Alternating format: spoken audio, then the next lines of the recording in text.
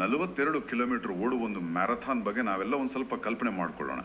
ಅಂದರೆ ಆ ಓಟಗಾರ ಆ ಬಿಸಿಲು ಮಳೆ ಅನ್ನದೇ ತುಂಬ ಕಷ್ಟಪಟ್ಟು ಓಡ್ತಾ ಇದ್ದಾನೆ. ಖಂಡಿತ ತುಂಬಾ ದಣಿದಿರ್ತಾರೆ, ಆದರೂ ಗುರಿ ಮುಟ್ಟಬೇಕು ಅನ್ನೋ ಹುಮ್ಮಸ್ಸಿರುತ್ತೆ.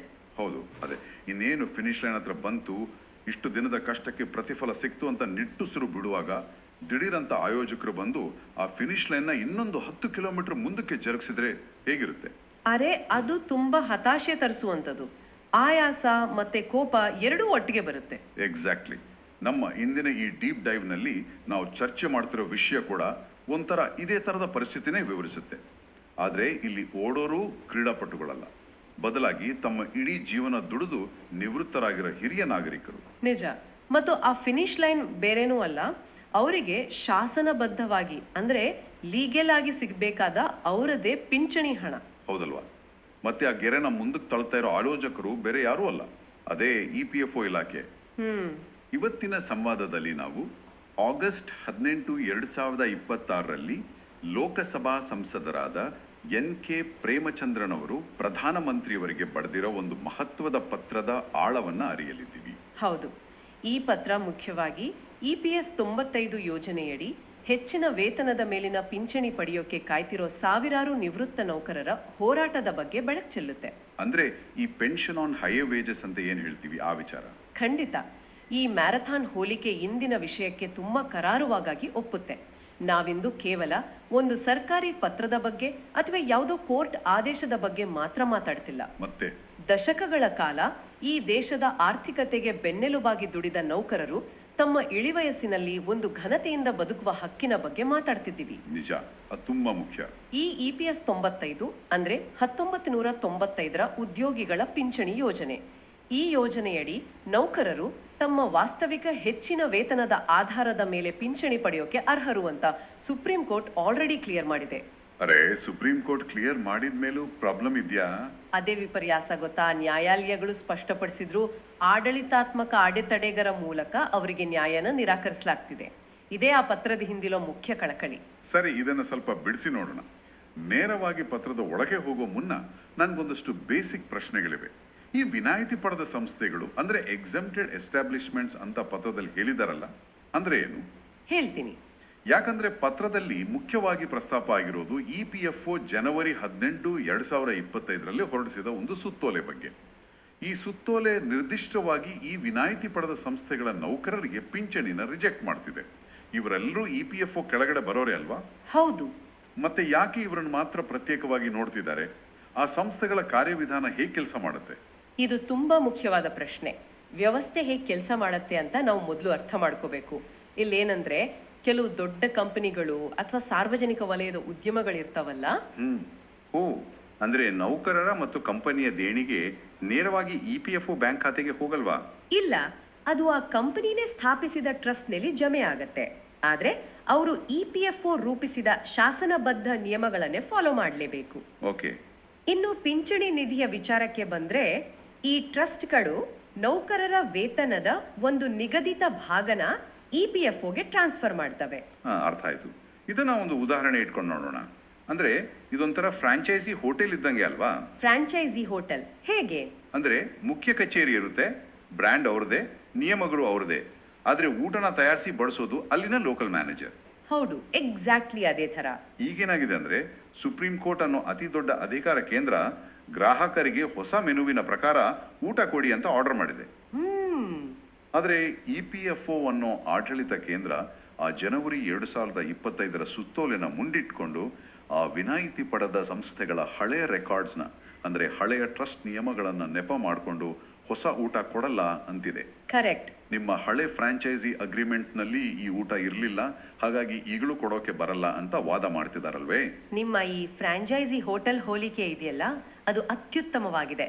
ನಿಖರವಾಗಿ ಆಗ್ತಾ ಇರೋದು ಇದೆ.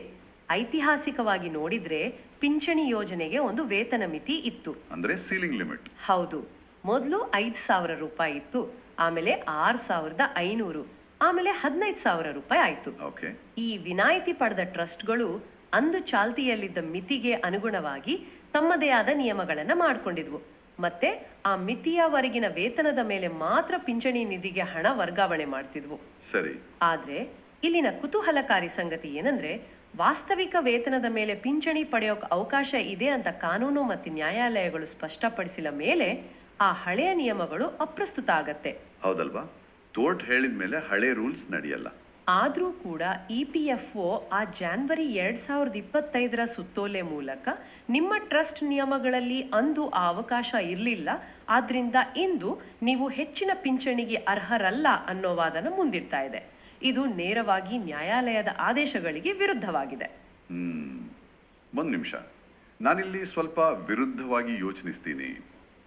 ನಾವೆಲ್ಲರೂ ಪಿಂಚಣಿದಾರರ ಪರವಾಗಿ ಯೋಚನೆ ಮಾಡೋದು ಸಹಜ, ಆದರೆ EPFO ದೃಷ್ಟಿಕೋನದಿಂದಲೂ ಇದನ್ನ ಸ್ವಲ್ಪ ನೋಡ್ಬೇಕಲ್ವಾ? ಅಂದ್ರೆ ಇದ್ದಕ್ಕಿದ್ದಂತೆ ಸಾವಿರಾರು ಲಕ್ಷಾಂತರ ನೌಕರರಿಗೆ ಅವರ ವಾಸ್ತವಿಕ ವೇತನದ ಮೇಲೆ ಪಿಂಚಣಿ ಕೊಡಬೇಕು, ಅದು ಕೂಡ ಹಿಂದಿನ ದಶಕಗಳ ಬಾಕಿಯನ್ನ ಸೇರಿಸಿ ಕೊಡಬೇಕು ಅಂದ್ರೆ ಆ ಇಲಾಖೆ ಹತ್ರ ಅಷ್ಟು ಹಣ ಇರುತ್ತಾ? ಇದೊಂದು ವಿಮಾ ಗಣಿತದ ಲೆಕ್ಕಾಚಾರ, ಅಂದ್ರೆ ಆಕ್ಚುರಿಯಲ್ ಸೈನ್ಸ್ ಅಲ್ವಾ? ಅವರು ಕೇವಲ ಹಠಕ್ಕೆ ಬಿದ್ದು ಹೀಗೆ ಮಾಡ್ತಿದ್ದಾರೆ ಅಂತ ನನಗೆ ಅನ್ನಿಸ್ತಿಲ್ಲ. ಒಮ್ಮೆಲೆ ಇಷ್ಟು ದೊಡ್ಡ ಮೊತ್ತ ಕೊಟ್ರೆ ಇಡೀ ಪಿಂಚಣಿ ನಿಧಿನೇ ದಿವಾಳಿ ಆಗೋ ಭೀತಿ ಅವ್ರಿಗೆ ಇರಬಹುದಲ್ವೇ? ನೀವು ಎತ್ತಿರೋ ಈ ಪಾಯಿಂಟು ತುಂಬಾ ತಾರ್ಕಿಕವಾಗಿದೆ. ಆಡಳಿತಶಾಹಿಯ ಭಯದ ಮೂಲ ಇರೋದೇ ಅಲ್ಲಿ. EPFO ಕೇವಲ ಒಬ್ಬ ವ್ಯಕ್ತಿಯ ಹಣನ ನಿರ್ವಹಣೆ ಮಾಡ್ತಿಲ್ಲ, ಅದು ಕೋಟ್ಯಾಂತರ ಜನರ ಸಾಮೂಹಿಕ ನಿಧಿ. ಹೌದು. ವಿಮಾ ಗಣಿತದ ಪ್ರಕಾರ ಇಂತಿಷ್ಟು ಹಣ ಬಂದ್ರೆ ಮುಂದೆ ಇಷ್ಟು ವರ್ಷಗಳವರೆಗೆ ಇಷ್ಟು ಪಿಂಚಣಿ ಕೊಡಬಹುದು ಅನ್ನೋ ಲೆಕ್ಕಾಚಾರ ಇರುತ್ತೆ.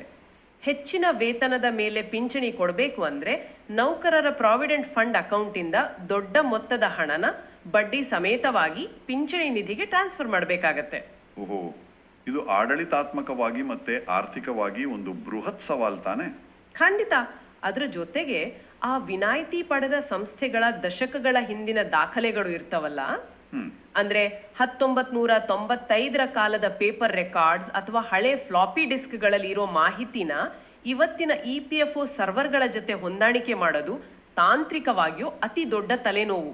ಅಂದ್ರೆ ಈ ಜನವರಿ 18, 2025ರ ಸುತ್ತೋಲೆ ಕೇವಲ ಒಂದು ದ್ವೇಷದ ಕ್ರಮ ಅಲ್ಲ, ಬದಲಾಗಿ EPFO ತನ್ನನ್ನು ತಾನು ರಕ್ಷಿಸ್ಕೊಳ್ಳೋಕೆ ಅಥವಾ ಈ ದೊಡ್ಡ ತಾಂತ್ರಿಕ ಮತ್ತು ಆರ್ಥಿಕ ಹೊರೆಯಿಂದ ನುಣುಚಿಕೊಳ್ಳೋಕೆ ಬಳಸ್ತಿರೋ ಒಂದು ಡಿಫೆನ್ಸ್ ಮೆಕ್ಯಾನಿಸಮ್ ಅಂತ ಹೇಳ್ಬೋದಾ? ಹೌದು, ಅದೊಂದು ರಕ್ಷಣಾ ತಂತ್ರನೇ ಸರಿ. ಆದ್ರೆ ಇಲ್ಲಿ ನಾವು ಗಮನಿಸಬೇಕಾದ ಮುಖ್ಯ ಅಂಶ ಏನಂದ್ರೆ, ಏನು? ಕೇವಲ ಆಡಳಿತಾತ್ಮಕ ಕಷ್ಟ ಇದೆ ಅಥವಾ ಡೇಟಾ ನಿರ್ವಹಣೆ ಕಷ್ಟ ಇದೆ ಅನ್ನೋ ಒಂದೇ ಕಾರಣಕ್ಕೆ ಒಬ್ಬ ಪ್ರಜೆಯ ಶಾಸನಬದ್ಧ ಹಕ್ಕನ್ನ ಕಸಿದುಕೊಳ್ಳೋಕೆ ಸಾಧ್ಯ ಇದೆಯಾ? ಖಂಡಿತ ಇಲ್ಲ. ಜುಲೈ 9, 2026ರಂದು ಮದ್ರಾಸ್ ಹೈಕೋರ್ಟ್ನ ವಿಭಾಗೀಯ ಪೀಠವೊಂದು ತೀರ್ಪು ನೀಡಿದೆ. ಅದನ್ನ ಸಂಸದರು ಪತ್ರದಲ್ಲಿ ಕೋಟ್ ಮಾಡಿದ್ದಾರೆ. ಆ ತೀರ್ಪಿನಲ್ಲಿ ಏನಿದೆ? ಆ ತೀರ್ಪಿನಲ್ಲಿ ಇಂತಹ ನಿರ್ಬಂಧಿತ ನಿಬಂಧನೆಗಳನ್ನ ನ್ಯಾಯಾಲಯ ಸ್ಪಷ್ಟವಾಗಿ ರಿಜೆಕ್ಟ್ ಮಾಡಿದೆ. ಸುಪ್ರೀಂ ಕೋರ್ಟ್ ಕೂಡ ಈ ಹಿಂದೆ ಹಲವು ಬಾರಿ ನೌಕರರ ಪರವಾಗಿ ಸ್ಟ್ಯಾಂಡ್ ತಗೊಂಡಿದೆ. ನ್ಯಾಯಾಲಯಗಳು ಕಾನೂನಿನ ತತ್ವಗಳ ಆಧಾರದ ಮೇಲೆ ತೀರ್ಪು ಕೊಡ್ತವೆ, ಆದ್ರೆ ಆಡಳಿತ ಯಂತ್ರ ತಮ್ಮ ದಿನನಿತ್ಯದ ಗೈಡ್ಲೈನ್ಸ್ ಮತ್ತೆ ಆಡಿಟ್ ಆಕ್ಷೇಪಣೆಗಳ ಭಯದ ಅಡಿಯಲ್ಲಿ ಕೆಲಸ ಮಾಡುತ್ತೆ. ಓ, ಆಡಿಟ್ ಭಯ. ಹೌದು, ತಮ್ಮ ಗೈಡ್ಲೈನ್ಸ್ಗೆ ಮ್ಯಾಚ್ ಆಗ್ತಿಲ್ಲ ಅಂದ್ರೆ ಕ್ಲೇಮ್ಗಳನ್ನ ರಿಜೆಕ್ಟ್ ಮಾಡಿ ಅರ್ಜಿದಾರರನ್ನ ಮತ್ತೆ ಕೋರ್ಟ್ಗೆ ಅಲಿಯುವಂತೆ ಮಾಡೋದೇ ಅವರಿಗೆ ಈಸಿ ದಾರಿ. ಇಲ್ಲಿ ವಿಷಯ ನಿಜಕ್ಕೂ ರೋಚಕ ಆಗುತ್ತೆ. ಇದೆಂತ ವಿಪರ್ಯಾಸ ನೋಡಿ.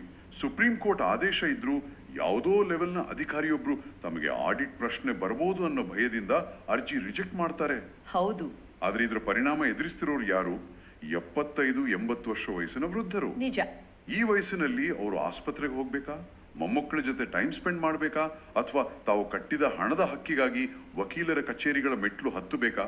ಈ ಮಾನವೀಯ ಬಿಕ್ಕಟ್ಟನ್ನೇ ಸಂಸದ ಪ್ರೇಮಚಂದ್ರನ್ ಅವರು ಅತ್ಯಂತ ಕಳಕಳಿಯಿಂದ ಪತ್ರದಲ್ಲಿ ಪ್ರಸ್ತಾಪ ಮಾಡಿರೋದು. ಪಿಂಚಣಿದಾರರಿಗೆ ವಯಸ್ಸಾಗಿದೆ, ಅನೇಕರು ದೈನಂದಿನ ಊಟ, ವಸತಿ ಮತ್ತೆ ಹೆಚ್ಚಾಗ್ತಿರೋ ಮೆಡಿಕಲ್ ಖರ್ಚಿಗೆ ಇದೇ ಪಿಂಚಣಿನ ನಂಬಿದ್ದಾರೆ. ಹೌದು, ಕಾನೂನು ಹೋರಾಟ ಮಾಡೋದು ಅಷ್ಟು ಸುಲಭನಾ?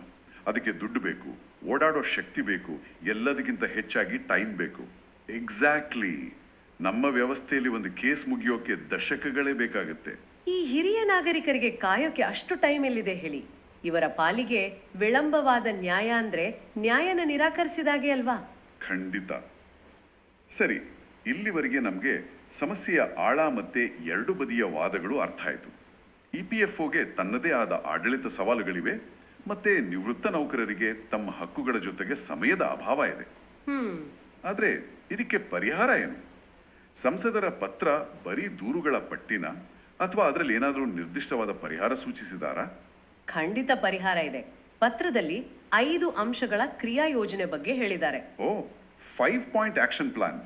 ನಾವು ಅದನ್ನು ಒಂದೊಂದಾಗಿ ಓದೋ ಬದಲು ಅದರ ಒಟ್ಟು ಉದ್ದೇಶ ಏನಂತ ಅರ್ಥ ಮಾಡ್ಕೊಳ್ಳೋಣ.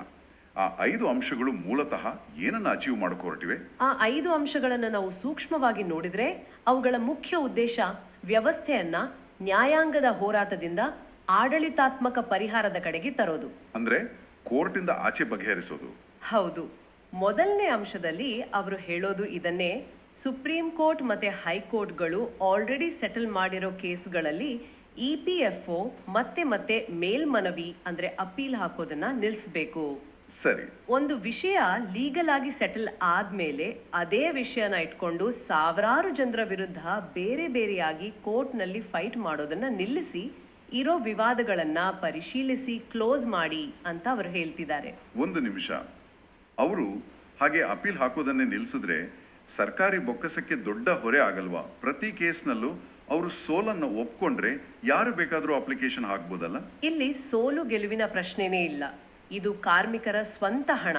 ಅವರು ತಮ್ಮ ವೇತನದಿಂದ ಕಡಿತಗೊಳಿಸಿ ಫ್ಯೂಚರ್ಗೆ ಅಂತ ಕೂಡಿಟ್ಟ ನಿಧಿ. ಹೌದಲ್ವಾ? ಇಲಾಖೆಯ ಮೂಲ ಉದ್ದೇಶ ಏನು? ಕಾರ್ಮಿಕರ ಕಲ್ಯಾಣ.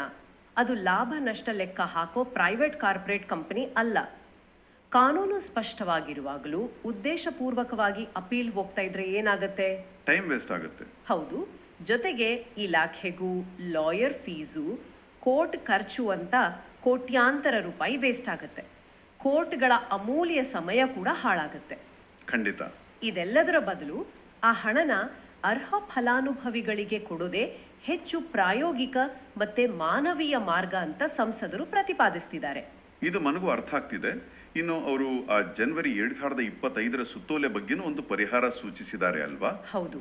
ಹಳೆಯ ಟ್ರಸ್ಟ್ ನಿಯಮಗಳನ್ನ ನೆಪ ಮಾಡಿಕೊಂಡು ನ್ಯಾಯಯುತ ಕ್ಲೇಮ್ಗಳನ್ನ ರಿಜೆಕ್ಟ್ ಮಾಡಬಾರ್ದು ಅನ್ನೋದು ಎರಡನೇ ಅಂಶ. ಇದು ನೇರವಾಗಿ ನಾವು ಮುಂಚೆ ಮಾತಾಡಿದ ಆ ಫ್ರಾಂಚೈಸಿ ಹೋಟೆಲ್ ಮ್ಯಾನೇಜರ್ನ ನೆಪನ ತೆಗೆದು ಹಾಕಿದ ಹಾಗೆ. ಎಕ್ಸಾಕ್ಟ್ಲಿ. ಮತ್ತು ಮೂರನೇ ಅಂಶದಲ್ಲಿ ಸಮಾನತೆ ಬಗ್ಗೆ ಹೇಳಿದ್ದಾರೆ. ಈ ಸಮಾನತೆ ಪಾಯಿಂಟ್ ಇಲ್ಲಿ ಯಾಕೆಷ್ಟು ಪ್ರಸ್ತುತ ಆಗತ್ತೆ? ಯಾಕಂದ್ರೆ ಸಮಾನತೆ ಈ ಇಡೀ ಪ್ರಕ್ರಿಯೆಯ ಜೀವಾಳ. ಪ್ರೆಸೆಂಟ್ ಏನಾಗ್ತಿದೆ ಅಂದ್ರೆ ಯಾರು ಕೋರ್ಟಿಗೆ ಹೋಗಿ ಆರ್ಡರ್ ತರ್ತಾರೋ ಅವ್ರಿಗೆ ಮಾತ್ರ ಪೆನ್ಷನ್ ಸಿಗ್ತಿದೆ. ಅರೆ, ಕೋರ್ಟ್ ಮೆಟ್ಲೇರೋಕೆ ಶಕ್ತಿ ಇಲ್ಲದ, ದುಡ್ಡಿಲ್ಲದ ಬಡ ನಿವೃತ್ತ ನೌಕರರಿಗೆ ಅದೇ ಪೆನ್ಷನ್ ಸಿಗ್ತಿಲ್ಲ.